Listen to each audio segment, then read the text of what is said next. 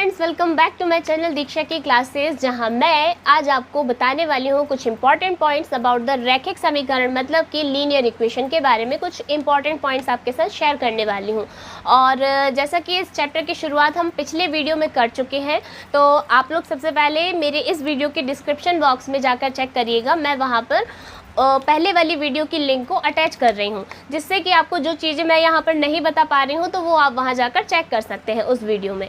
तो चलिए हम शुरुआत करते हैं इंपॉर्टेंट पॉइंट्स की about the linear equation and रैखिक समीकरण मीन्स। ओके, सबसे पहले मैं आपको बता दूँ कि यहाँ पर जो A1, B1 और C1 यानी कि A2, B2 और C2 ये जो हैं ये कैसे होते हैं, रियल नंबर्स होते हैं, यानी कि वास्तविक संख्या होती हैं ये, है ना। एक चीज़ आप लोग ये ध्यान रखिएगा लीनियर इक्वेशंस में, जहाँ पर हमारे x और y वेरिएबल्स हैं और ये कैसे होती हैं, वास्तविक संख्याएं मतलब कि रियल नंबर होते हैं, जिनकी जो कभी भी मतलब ज़ीरो नहीं हो सकते हैं।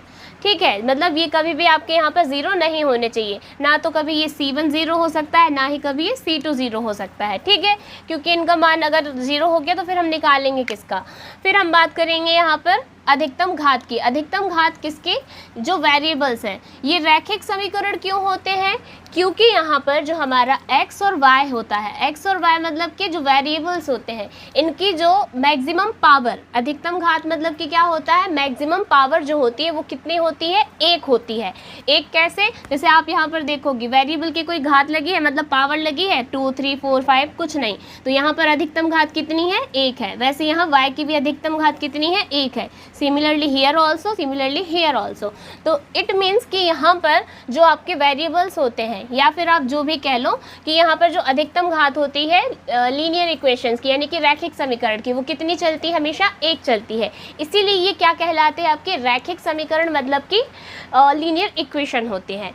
अब इन लीनियर इक्वेशंस को और रैखिक समीकरण को वैसे तो हम 4 मेथड से सॉल्व कर सकते हैं, पर क्योंकि हमारे कोर्स में से एक मेथड को अभी क्या कर दिया गया है, हटा दिया गया है, मीन्स डिलीट कर दिया गया है, तो अब हम इन इक्वेशंस को 3 मेथड से सॉल्व करने वाले, मतलब कि 3 विधियों से हल करने वाले हैं। ठीक है, इन समीकरण को।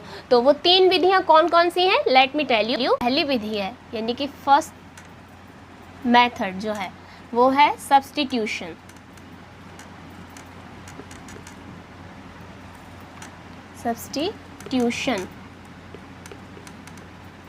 सब्स्टिट्यूशन मेथड, जिसको हम बोलते हैं हिंदी में प्रतिस्थापन।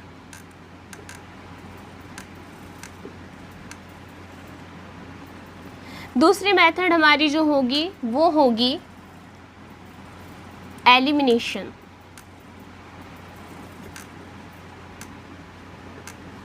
Elimination method which is in Hindi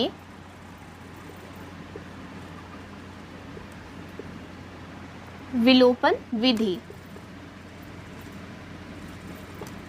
विलोपन विधि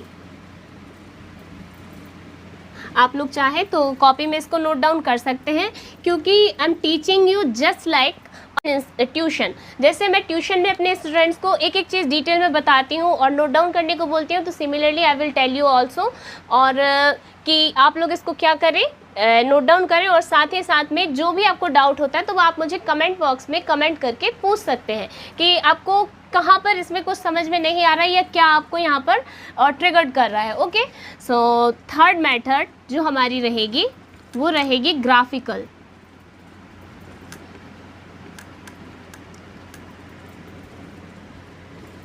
ग्राफिकल मेथड यानी कि ग्राफीय विधि।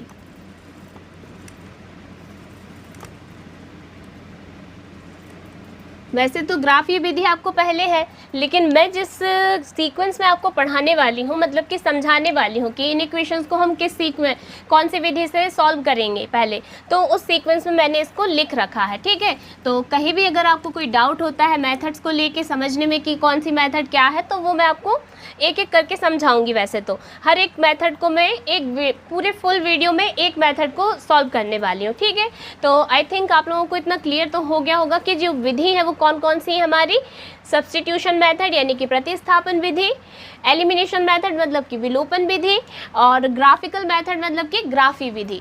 तो हमारे जो दो चर वाले रैखिक समीकरण है वो कितने मेथड से सॉल्व होने वाले हैं? 3 मेथड से सॉल्व होने वाले हैं, यानी कि 3 विधियों से ये समीकरण हल होने वाले हैं।